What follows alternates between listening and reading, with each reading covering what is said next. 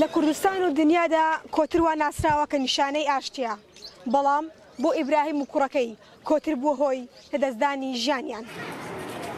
دوو کوژرا و سێ بریندار هەن. ڕووداوەکە لە نێوان دوو دراوسێی گەڕەکی مامزاوەی شاری هەولێر ڕوویداوە. شارێک کە یەکێک لە پەیکەرە بەناوبانگەکانی بە ناوی کۆتری سەلامە.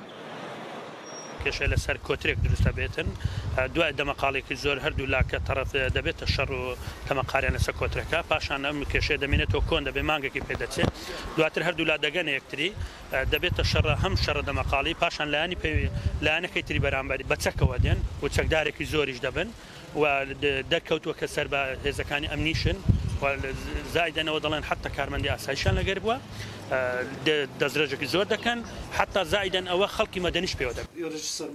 ئەمە یەکێک لە بریندارەکانە، ئامۆزای باوکە کوژراوەکەیە.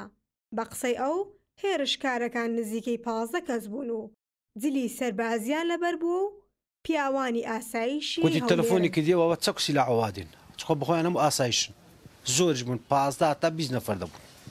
ئەم بخۆم بە چای خۆم دیتم چکاگە نەمدیت بە باوڕم نەدەکە چینە سەری کۆران تەمەشامان کرد کورە ئەمە چا 5 نەفەر بوون. ئەمن برایەکەم و ئامۆزایەکان بۆوانی کوژرا خوارزایەکەم بوو وڵات لێوێن دەرەکە ڕا بەدەستڕێژ ڕا لە کۆران پەرتیان کرد لە کۆران بە من کەت و بۆ دوانمان ڕۆیشت و یەکمان لە خستخانە کرد و یەکی تەرەفیان بۆ هات فەقیرەت گوتی من گوت کاکە بڕۆ پێیان برێ با دوورکەون و هێشتانەوە هەرایە نەبوو تەقە و هەرایە گوتم ئەوانە پێیان برێ با دوورکەونەوە با تووشی مشکیلەمان نەکرد لەو گۆڕان لۆ گوتی باشە وەڵا چوون لەویشیانتە. ئاسایشی هەولێر ئەو تۆمەتانە ڕەت دەکاتەوە کە هێرشکارەکان سەر بە ئەوان بن و دەژڵێ خۆ هەر کەسێک جلی سەربازی لەبەر بێ نابێتە ئاسایش.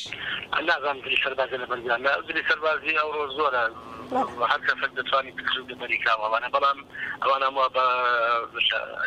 بەڕسی پێدان دەرێن کە بە هیچ نەواشی نە کارمەندی ئاسایش بوون و نە ڕەپیشان بە ئاسایش هەیە. باش ئەوان دەڵێن ئێمە پێشوەختە پێشەوەی کە زانیومانە هێرشمان دەکرێتە سەر ئاسایشمان ئاگادار کردوتەوە کەس بەهانامان نهاتووە. ئەو مۆزوعانە ڕووداوی کۆمەڵایەتی جارێ ئەو ڕووداوانە پەیوەندی بە پۆلیس هەیە و ئەماکان ڕووداوەکە ڕووداوە پاشتر ئاگادار بوونەوە.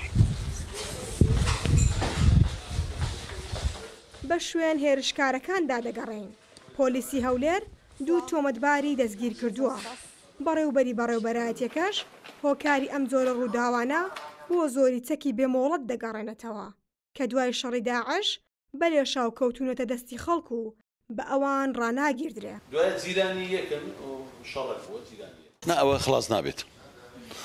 ئەو چەکە تا ئەو بارودۆخەوا بێتن تا پێشتر پێش ئەوەی کە شەڕی داعش دروست بێ ئێمە کۆمەڵێک بەرنامەمان لەدەست بوو، بەڵام هاتنی شەڕی داعش و هەبوونی هەموو چەکە و ئەو هەموو چەکدارە ماوەکی دەوێت تا بنبڕ بکرێت، بەڵام ئێمە لە هەوڵی خۆمان بەردەوام بین بەشکم ئەو دیاردەیە لەناو ئەو کۆمەلگایە کۆتایی پێدەین. شوان وەلی 13 ساڵە لە بازار کڕین و فرۆشتن بە کۆترەوە دەکات. بینەری چەندان دەمەقاڵێ بووە. ئەو دەڵێ بەخێوکردنی کۆتر لە لای هەندێک کەس بووە بەخوو کێشەکان لەوە دروست دەبن. لە سەدیانەتی کۆنن یعنی خۆیان بە کۆتر گرتووە و کۆتریان بە شتێکی زۆر میمە گرتووە. خۆی کۆتر بۆ ئەوەیە کە تو دانیشی لەمارەوە ئیسراحاتی بێوە یعنی مێش کرد لە دیار کۆتر هادبتەوە خۆمەکە 14 ساڵە بەخێوی دەکەم کە دەچمە ناو کۆترەکانم یعنی فکر لە هیچ شتێک ناکەمەوە تەنها فکر لە کۆترەکانم دەکەمەوە کو شتێکی ئارەزۆشی ئەحتیاجی خۆم و نەک ئەوە بیکە خۆم پێگرتبی. لە هەرێمی کوردستان هەڵگرتنی چەکی بێمۆڵەت قەدەغەیە، بەڵام کەم ماڵیشان چەکیان تێدا نەبێت. بۆیە هەندێک جار کێشە بچووکەکانی هاوشێوەی کۆترەکەی هەولێر بە شێوەیەک دەتەقنەوە. چارەسەرکردنیان ئەستەمە. نارین ڕۆستەم دەنگی ئەمریکا هەولێر.